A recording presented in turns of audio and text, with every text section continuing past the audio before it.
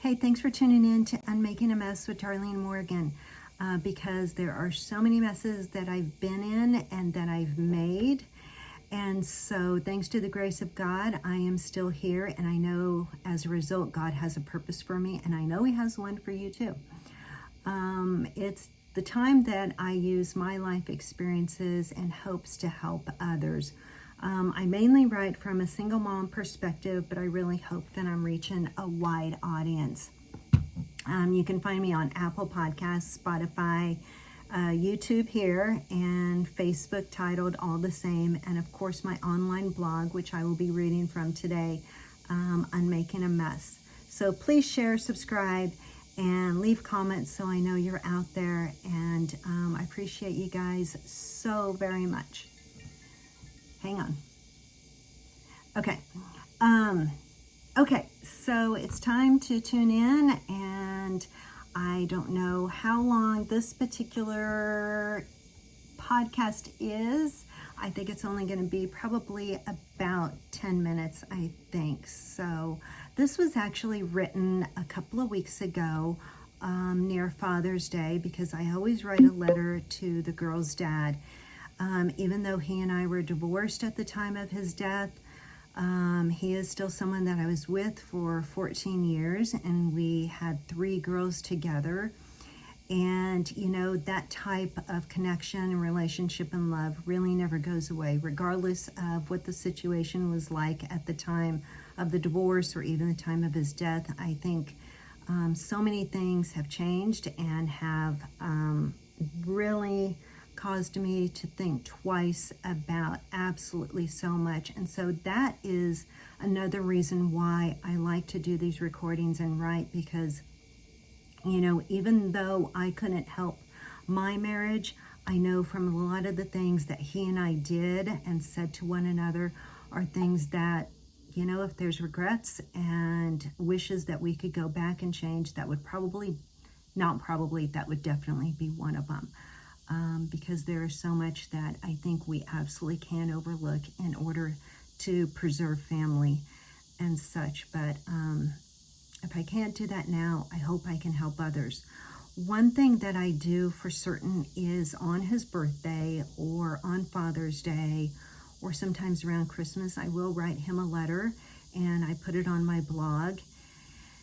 And, you know, I don't know anything about death other than the fact that I have been exposed to it for so many times with my family and friends, that I always say that I hope and pray that there's some way, somehow, that, you know, those who've gone before us, in particular the girl's dad, can, you know, get a glimpse of them and see, you know, how well they're doing and see that they are okay. And likewise, he can see me and know that I am sorry, and I am just doing the best that I absolutely can to raise these girls. So I do write these blogs and record these because I just want him to know what the girls are up to, and it's really therapeutic. I can imagine that some of you out there probably do the same thing. I think it's great for us to, you know, put it in writing and update those who aren't with us anymore, because I think you can go back and look at it, and like in our case, 6 years has gone by, which is absolutely unreal. He passed in July of 2018, and now it's July of 2024, and it's unreal that it's been 6 years. And so a lot has happened. I, you know, just like to update him on what's going on. So anyway, this is my letter to him, and this was written on Father's Day. So here we go. Thanks so much. All right. Happy Father's Day to you. This day always comes with some emotions, but we are happy and we are doing well, thanks to God. Let me tell you a little bit about what's been happening in our world. Olivia, your oldest daughter, is home from college. She has been doing well in school and even received honors and a departmental scholarship for her work. She's on the dean's roll, class treasurer, shares an apartment with other girls, and so much more. She continues to golf and for the most part enjoys it. It is a frustrating sport, and even I am surprised at how well she maintains composure for it. When she is at home and not in college, she works for First Tee, which is a golf program for kids ages 6 to 16, where they also learn life skills. She does a wonderful job at handling that. It's really good for her and definitely gives her some insight and experience for her future career in psychology and working with young adults and youth. She only has 1 year left of college. Then she plans to work on her master's. Even I cannot believe this, that she is already to this point. Seriously unreal. I feel like we just moved her in. A sheer indication of how quickly time goes by. She and her boyfriend Ewan are doing great. He's living in Kansas City for the summer and is playing soccer on a minor league team. Olivia and her sisters have gone to watch him a couple of times, and I'm so glad they go and do stuff like this together, and I know it means a lot to Ewan that he has them there. Ewan has taken Olivia back to the UK, to Wales this summer, where he lives, or his family lives now, and his family is taking them to Florence, Italy. Sidebar here, they are there right now as I speak, and at this moment it's already almost 11 o'clock where they are, 11 in the evening. So it's been a huge blessing, and just to see the pictures and the fact that she is experiencing this is absolutely incredible. Last year he took her to London when they went back. So much praise to God. God is so good. I want the girls to travel as much as possible, and I pray to always find a way to help them do that. Annie, our middle girl, just got a job at Brewster Place as a CNA. She has adapted quite well to her position there. We all love hearing how she is taking care of the residents. They already mean so much to her. She received her CNA certification in May and got the job shortly after. You would be so proud of her. She has come quite far from picking daisies for you at soccer practice. I had to laugh at that because soccer was something that we both know didn't quite work out as we anticipated, but we had to see where their strengths were and at least give it a shot. It sure did make for some really fun memories. Annie plans to go back to Washburn Tech in August for her sterile processing certification. This would take her into a job where surgeries are conducted and she would be the one to clean all the equipment and tools. Absolutely incredible. This is the girl that cannot stand to get shots, but somehow she has this amazing, unrelenting passion and compassion to help people in this area and the field of work and just do this type of work. It pays well, and for her, that's a bonus because she said there was no way she was going to rack up college debt. Smart girl. She continues to see her boyfriend, Will. They are doing fine. In fact, at this moment, they are downstairs watching TV. Claire is down there with them. And he comes over every once in a while. Or she goes over to his house where she is so welcomed and taken care of. They all went to Ewan's soccer game the other day when they were all back in town. I was glad that Will went with them.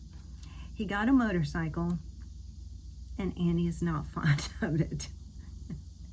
But he's a young man, and that's what he wanted. What can you say?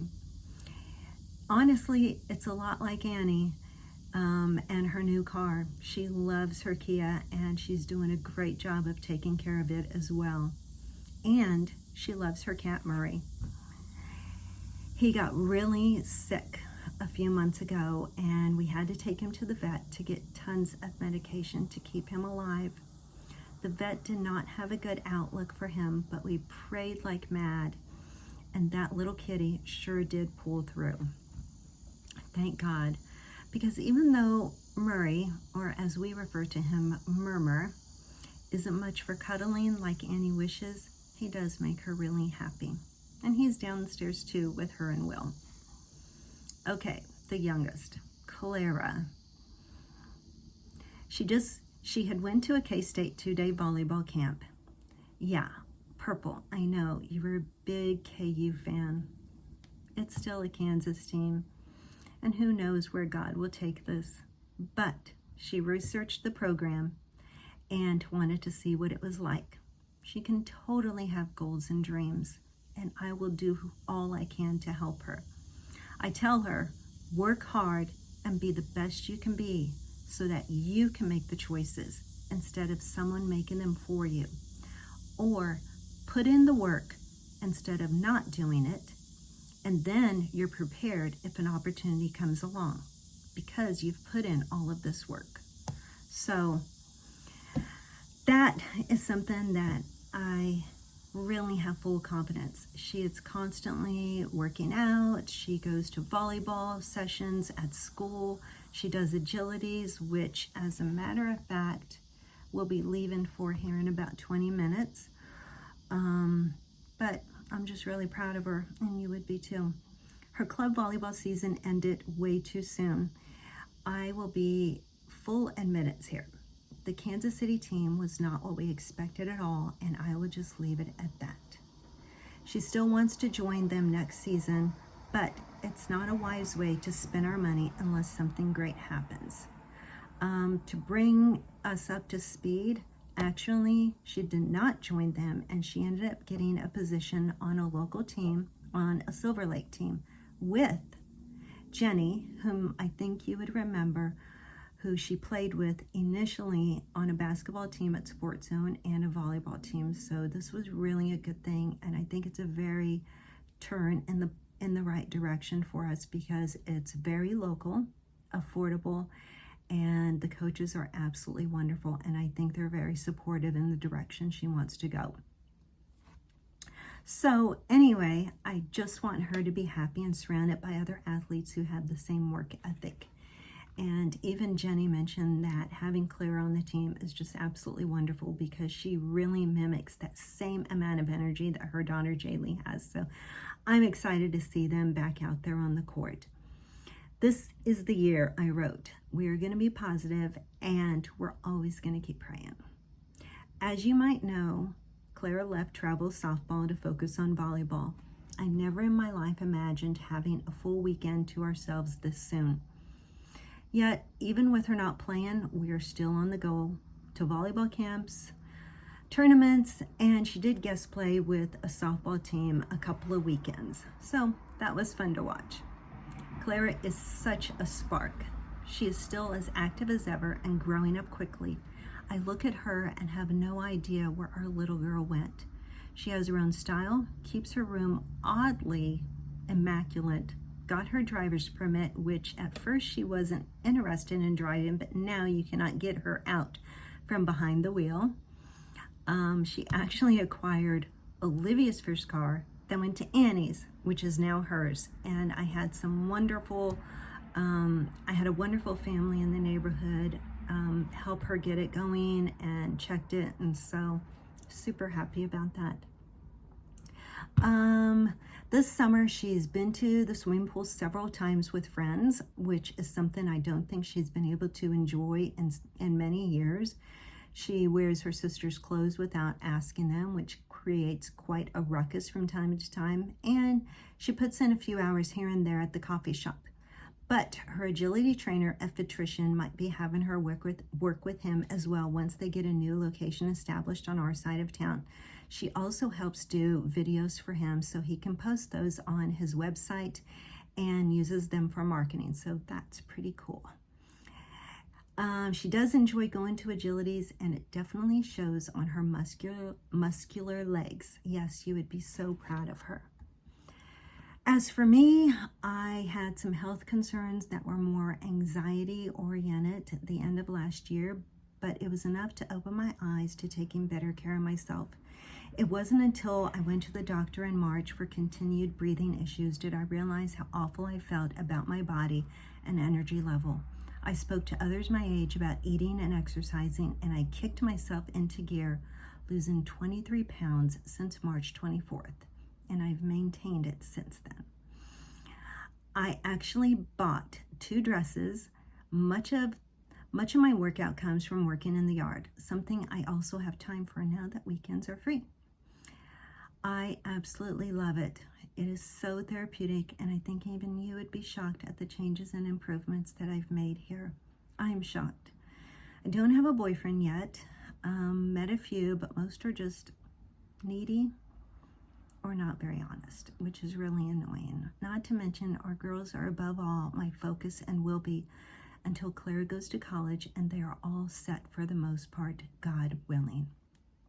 See, I loved those girls so much. Those first couple of years after you died were so crappy for me. So much unnecessary stuff going on, hardcore grief, resentment from many angles, sadness, and survival being the priority. With each year, we all grew up a little more, accepted it a little more, got stronger a little more, began different areas of our life a little more, and miss you a little more each time we cross a life event. It's been 6 years since you've been gone, and I cannot believe how you died. Stuff like that doesn't happen often, and I find it hard to believe it happened in our family. I've done much inner soul searching about your death. I'm always going to have regrets over tons of stuff. Yet I'm also working on giving myself much needed grace and forgiveness for each of us. I think about why it happened, your death. My mind has been gravitating too much speculation I've had for years, but it is also becoming more centered on some difficult thoughts. To some, it may seem a waste of time to consider the why, but for me, perhaps I try to find reason in it in order to put it to rest. I'm not sure I'll ever get to the resting part, though, and I don't anticipate the thoughts will ever go away. They might become softer, but I'd be lying if I didn't say there lies a heavy feeling in my heart that has a tiny bit of grasp on the why, especially based on the anger of many. Part of my life changes is dealing with letting go of regrets and angers. Go me. But necessary if I want to be fully present for our girls in the most healthy way possible, mentally and physically. Death will change you. It has changed me. So much death in my family, but your death changed me. Through it all, the bitterness, the arguments, the ridiculous way we handle discussions, I work on flipping the switch and consider the fact we still married for a reason. We had our 3 girls, and they are God-given. That is where I must apply my attention and my love.